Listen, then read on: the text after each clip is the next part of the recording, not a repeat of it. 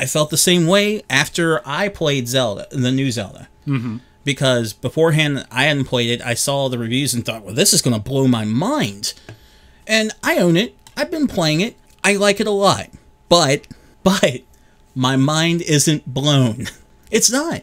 Because the very reasons you were talking about. Yes, it gives you this incredible open world. For the first time, it's truly open. You can do what you want. It's done right. For the first time is what I could argue. Mm-hmm. And you've argued it before, too.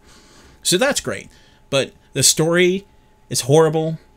Dungeons are horrible. There's a lot of horrible going on here. There are no dungeons.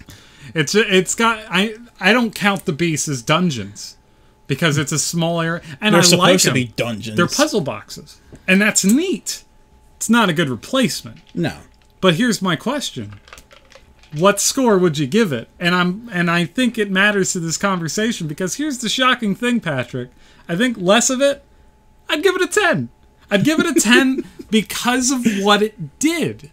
And in some ways, I think that's more important for me when I'm looking at it.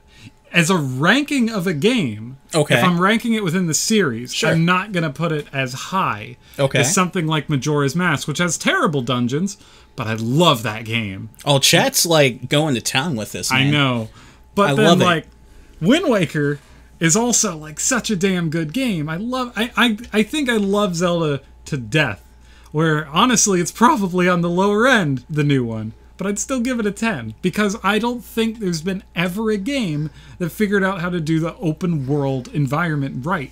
And it seems like this past, I don't know, decade has just been game developers trying to figure out what open world meant, and all of them get them wrong. Fair until now.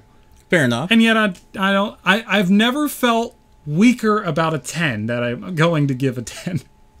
But that's how I feel about it. And that's what we're talking about. So there's nothing wrong with the fact that you want to give it a 10. I personally don't think I would. I would give it a very high score. Mm-hmm. Very high, like a 9.